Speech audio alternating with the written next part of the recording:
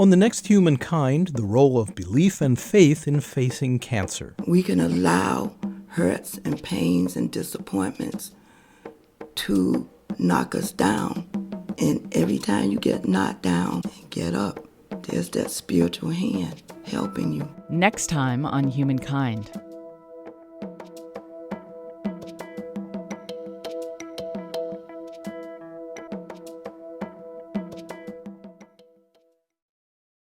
Support for this Public Radio International program is made possible by the National Cancer Institute, PRI stations nationwide, and by the PRI Program Fund, whose contributors include the John D. and Catherine T. MacArthur Foundation and the Ford Foundation.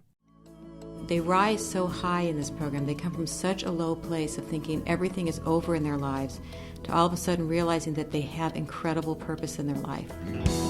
Rather than be defeated by cancer, young patients shift their focus and find a mighty inner strength. You're listening to Humankind. I'm David Freudberg.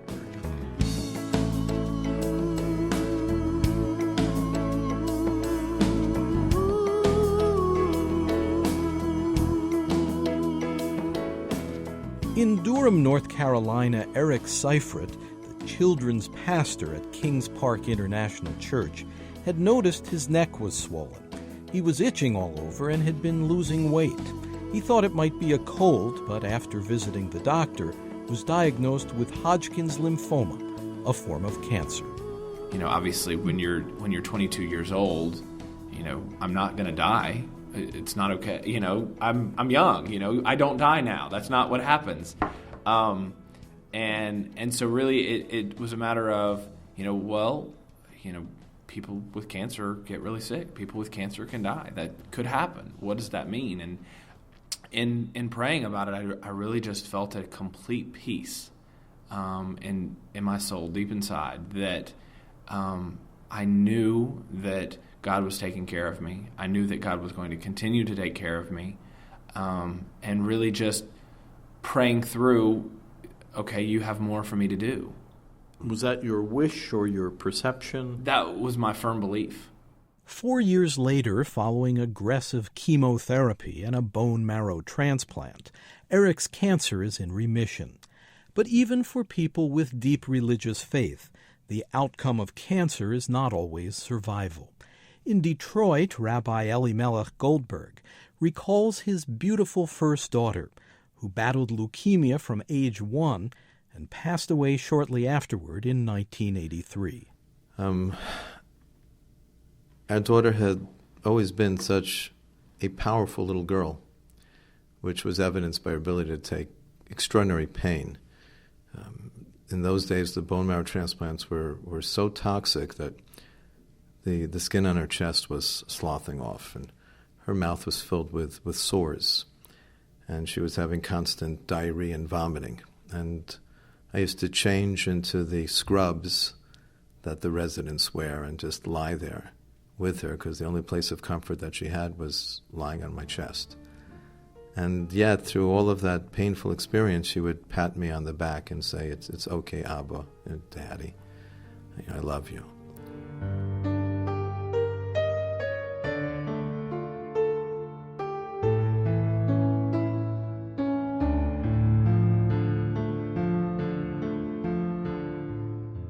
Amidst the sorrow of his loss, Rabbi Goldberg was led to ponder deeply the great questions of illness and health, life and death. He concluded that while on earth we do not write our own scripts, but rather are called to meet the challenges of the life story we are given. The anguish of losing a beloved child set the rabbi on a journey of exploration into his Jewish faith, his relationship with God, and ultimately into service for other kids afflicted with cancer. One day, while visiting a children's ward, he heard a young patient shrieking. So this boy was being held down by 2 nurses, and the third one is ready to dig the needle into his port. And to me, I just chanced upon the scene. It was counterproductive. It was counterintuitive, certainly. So I approached the head nurse and I said, do me a favor, give me 5 minutes with this child. I didn't have a clue what I was going to say to him. The nurses were more than happy to leave the room, and to the boy, I was the governor. I just stayed his execution. And I walked up to this child and I said, I'm a black belt. And his eyes bugged out. For a 5-year-old kid, a black belt is wow. And I said to him, you want me to teach you some karate? And he almost jumped off the table. He was so excited.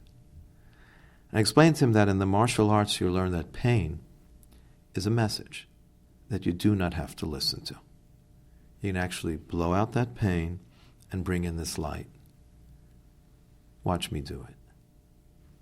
And I taught him a very simple Tai Chi breathing exercise. 5 minutes later, the nurses came back. They only needed one. And 20 minutes later, when she took out the needle, and the whole time he's so calmly sitting there, he looks up at the nurse and he says, did you do it yet? Rabbi Goldberg was motivated to bring the calming influence of martial arts training to other pediatric patients, and eventually he founded Kids Kicking Cancer, with regional programs at a dozen hospitals in Michigan and New York. Dressed in white martial arts uniforms, children learn basic meditation techniques, and they're taught to visualize karate kicking as a symbol for breaking through their serious illness. Get in your stance. Go in your stance now. Get that energy going. Breathe in. Focus on the pad. There. That's it. One more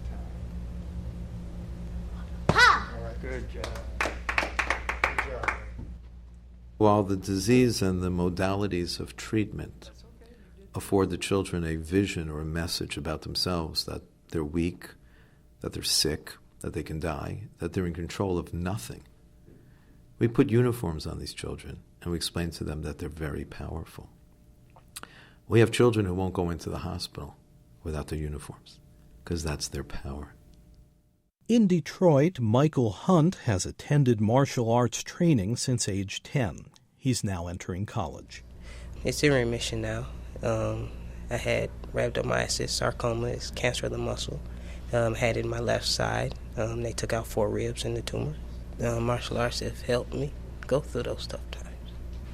The meditation and coming every week with good people. We believe that inside of every human being there's a spark, there's a special light that's unique to that human being, to that child, and that is really the essence of the person, of the child. Dr. Susan Gardin, a clinical psychologist, is National Director of Kids Kicking Cancer. The child is not a cancer patient or a cancer victim. The child is this individual with an incredible inner light and spirit and strength, soul, if you want to call it that, chi, that's what martial artists refer to it as, the Asian term, and that the cancer is just something that's there also. All right, Instructor Rogers is going to lead you in the meditation. Close your eyes. Just let your body relax. And as you relax, I want you to breathe in the light. Every time you breathe in, imagine you're breathing in the light, the energy. Let it start traveling through your body, in through your head, down your shoulders. We really focus on that inner spiritual part of the child throughout our program. And what does it mean to focus on that? Are you trying to call it forth? It is within the child. We just allow the child to be aware that they have this inner strength. Because a child that's very, very sick is focused on the pain of their body, and they're not focused on the inner light. They feel defeated because everything in their life has fallen apart. So we remind them that there is an inner part of them that is very, very strong, that is the strongest part of them. With the meditation, the power breathing that we're doing, we push out all the pain and darkness. And it also helped when I had my back surgery. So makes me feel more in control. With dealing with cancer, you don't really feel that much in control. With going through the chemo and the surgeries and different things. Most of our classes are done in the hospital. We've had kids come down on active morphine only to not need it after the class. We've had a lot of kids in wheelchairs, and we teach them how to fight from the wheelchair. But the real fight is the ability to, again, reach inside for that power. And probably most significantly about the environment is that we train the children how important they are for each other. That's the circle concept. That's the children giving the energy from themselves to someone else. And really, what's unique about this energy is that the more you give, the more you have, the more you are.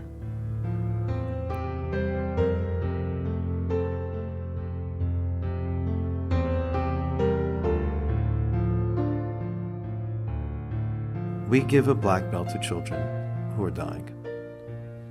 And on the black belt we write the words, Master Teacher. That's embroidered on the black belts. The other side we embroidered their name. And we've had children get up at the end of their lives, sometimes in front of hundreds of their family and friends, and describe that this is an honor that they're getting because they've defeated their cancer. They're not angry.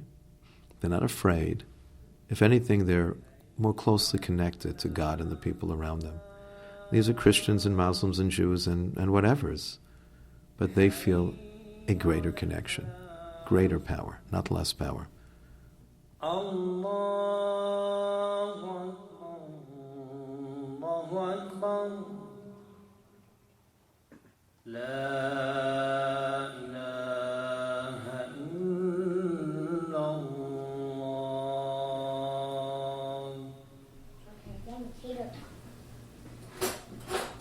I know I saw them. It's ice cream and fruit. Dinner time at the home of Patrick Doherty, an international development worker based in Cambridge, Massachusetts.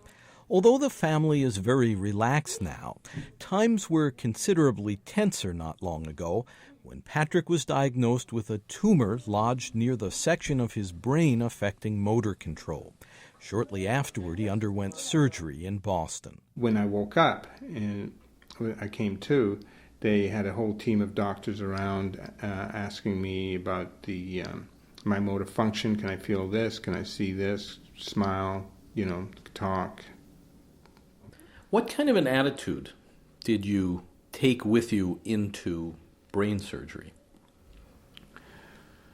Because I had a wife and a young daughter, I just showed up. I was showing up with probably an attitude of confidence in my God and confidence in my doctor, or the doctors, and an unwillingness to show any kind of concern or fear especially to my daughter. So I went in, this is a matter of fact, this is what we've got to do, and this is what I'm doing, and I'm not going to flinch on it. You were not revealing to your daughter fear. Were you privately in dread, or were you able to hold fast to your confidence in God? That's hard to say. I think that I was, for the most part, holding fast to my confidence in God. But I think underlying that, we'd moved the bed, one of the beds from upstairs down to this porch, which is bright and sunny, and it's all windows and doors and nice wood, because we didn't know what kind of shape I was going to be in, whether I was going to lose motor function, whether I'd be able to speak or walk or use my right hand or see or what, And so, I suppose there must have been some trepidation somewhere inside of me, but I wasn't allowing myself to tap into that. I was going for the surgery, and we'll see what it's like when I open my eyes. You're going to have to deal with this, and you're going to have to continue to rely on God. Right? So then I went through the operation and the radiation and the chemo.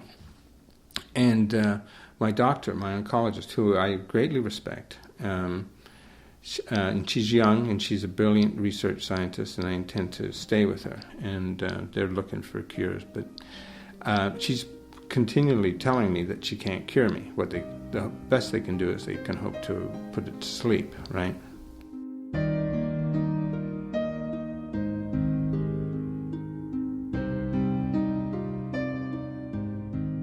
Patrick realized that state-of-the-art medical treatment, even with its skillful caregivers and powerful technical tools, could offer only part of his response to cancer.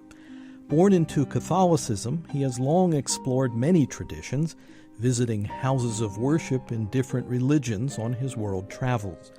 Patrick's odyssey through cancer has also been a spiritual journey, prompting visits to a healing service at a nearby church, a Native American sweat lodge in Canada, a renowned healer in Brazil, and elsewhere.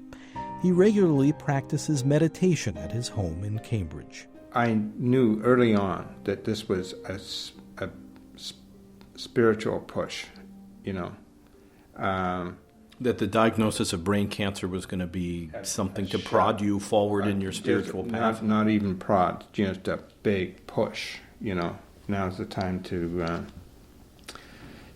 turn up the heat. Does that mean that your encounter with a brain tumor makes you get real, get more honest about reality? Probably. I mean, just in the family alone, where just to put more love out there, when your days could be numbered. Now, they may not be any more numbered than, I could live for another 20 years and get run over by a bus, and die another way. But nonetheless, as I think some British generals said one time, that there's nothing like the prospect of hanging in the morning to focus one's mind, and it's a call to duty. It's a call to love. It's a call to do all the things that, that you're in your heart of hearts, your authentic self, wants you to do. If I have an option of, being loving or being cranky, I'm going to try to be loving. You know what I'm saying? Spiritual work at the grassroots. I know somebody who got breast cancer who now refers to it retrospectively as the fabulous gift. Comedian and cancer survivor Marion Grodin. I mean, I'm not there, but to her it was a gift from her higher power because it was something that taught her a tremendous amount about how to live differently and how to live in the face of challenges. And, if you can see what can be gotten from every experience, I mean, there's a saying, I don't know if it's the gift of the present, and they call it the present because you really just have this moment, and also that you don't know what forms all your gifts are coming in. I mean, some people would say when they go through stuff, this is the worst thing that ever happened to me, and then look back on it 5, 10, 15 years later and go, no, it wasn't. This brought me to this, or this taught me this, or this changed me in this way, or this brought me closer to my higher power, this strengthened my faith.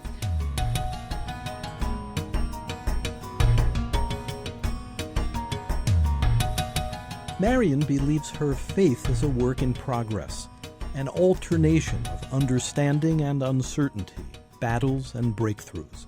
But spiritual belief doesn't immunize people from the natural phases of the life cycle. Of course, even people of deep faith do get sick and die. At the same time, not everyone is comfortable with the religious idea of a God. They often believe in something, maybe in the laws of nature, or perhaps they simply strive to lead a life of personal integrity without choosing a theological framework. Jonna Thomasis, an actress and writer in Los Angeles, has survived 3 cancers since adolescence. I feel the rug could be snatched out from under me so easily. If not cancer, then an ankle breaking or a home invasion robbery. All kinds of things. My mind goes to dark places all the time. Every time I go to bed, I always think those things. And so what I try and do is take a deep breath,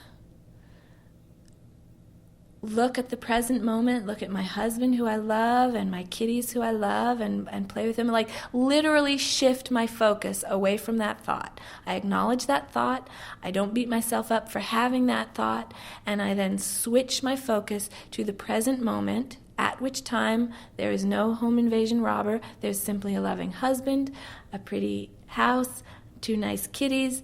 Is there spiritual faith for you? Faith in a higher power? I can't answer that question. I don't know. I'm learning, I think, about the miraculousness of life and all of us here on this planet together. And it makes me happy. You're listening to Humankind. For more information, visit humanmedia.org. Reverend Gwendolyn Collins is a survivor of 3 cancers in Boston. She has also founded 2 volunteer organizations offering support and counseling for cancer patients. There was a point that I felt my faith leaving, and I fought it. And I know a lot of people don't have that in them, but I really fought. I have several clients through the counseling center. Their faith has just been beaten down. They don't believe anything anymore. Their outlook on life is that, so anything bad happens to me, it was supposed to. That very negative attitude, or going around saying negative things. Oh, this is going to be a bad day. How do you know? You just woke up, or my life sucks, or the classic, God's not listening, so why do I care? And again, you have to allow people to talk. You have to allow them to vent. I've had people just curse, oh my gosh. And the only thing I tell them is that, don't hit me. You can do anything else. Don't hit me. Don't try to throw anything around my office. Other than that, whatever you need to do. People hurt, and trying to meet them where their hurt is. The faith was one thing that I struggled with, and I think a lot of people struggle with faith, particularly in a situation like this. In Raleigh, North Carolina, Andy Delbridge worked as chief executive officer of a small hospital. Headaches in that stressful job might seem normal, but in Andy's case, they were the first symptom of a 5-inch brain tumor, leading to surgery within 2 days of the diagnosis in 2002. While in the hospital, a body scan revealed that Andy also had kidney cancer, for which he later underwent surgery. At the time of this interview, he was in complete remission. He deeply understands the emotional earthquake felt by cancer patients. They do want to blame somebody. They want to have anger, and the anger is fine, but the anger is often directed towards God. And why did this make me happy? Why did you do this to me? I was on a good track here. I was doing things great. What happened? And I think the faith is so important that I struggled with faith for a long time.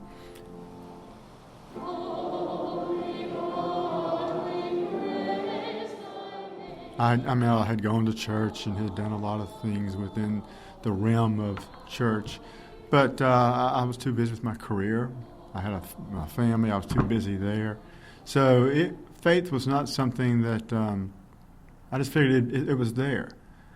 But when something happens like this, your faith is rocked. In my situation, it was. You have 6 months to live.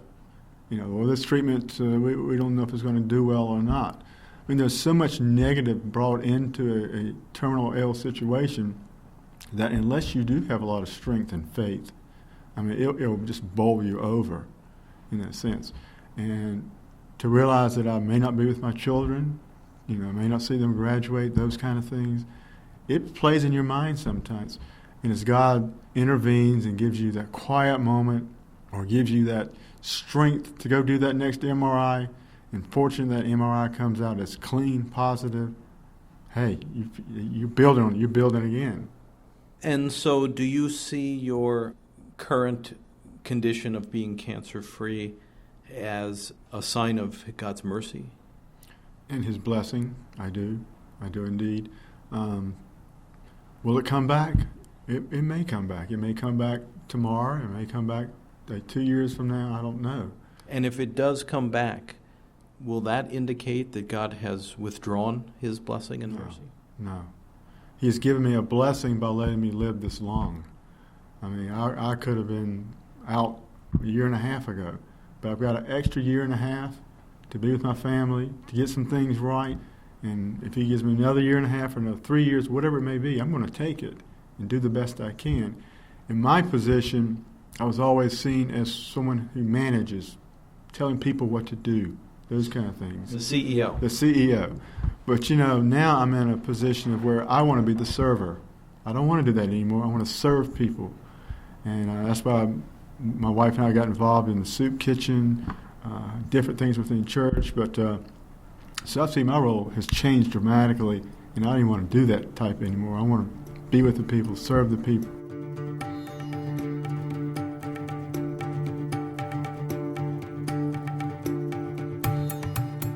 In societies around the globe, spiritual traditions include prayers uttered for the health of loved ones or friends. It's a natural impulse to wish well-being for someone we care about, especially when they're ill. Because the practice is so widespread, science has recently begun to investigate it seriously. Physician and best-selling author Larry Dossey. I think prayer, David, has always taken a backseat because it's not something you can hold in your hand and see as you can a scalpel or a medication of some sort. It's really only in the last few years that increasing attention has been given to prayer because of increasing evidence that, frankly, it works. If prayer can have a healing effect, what is the role of traditional medical treatment? Cancer survivor Andy Delbridge in Raleigh. Well, I see the doctor as an integral part of the treatment of myself. I believe that God can use a physician, can direct his ways, his paths, what course of medicine that you take. Is that medicine going to work? He can help that medicine work.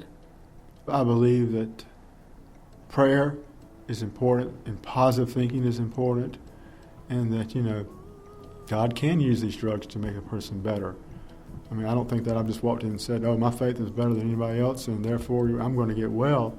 I think God uses a variety of methods to do that, and when it's through medicine, when it's through people around you, my wife, my friends who are doing prayer, intercessory prayer for me, my family, my sisters. I mean, it's a whole network of people working together.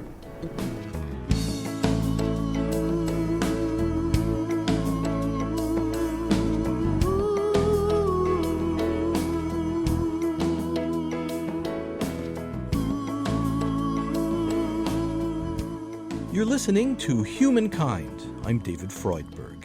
Studio recording by Steve Colby. Editorial assistance from Thomas Royal. Medical oncologist Dr. Leo Stolbach. Special thanks to the Islamic Society of Boston. Additional music from the CD Ayurveda Art of Being by Rasa Music. Our program is presented by Human Media. We're distributed by PRI, Public Radio International. To purchase a CD copy of this program, please call 1-800-5-LISTEN. That's 1-800-5-LISTEN. Or visit our website, where you can also obtain an audio download of this and our other programs and can hear selected episodes free. You can access free written materials related to this program as well. Our web address is humanmedia.org. Again, if you'd like to purchase a CD copy of Humankind by phone, please call 1-800-5-LISTEN, and our web address is humanmedia.org. This segment, Part 2 of The Power of Belief, is Humankind Program number 98. PRI, Public Radio International.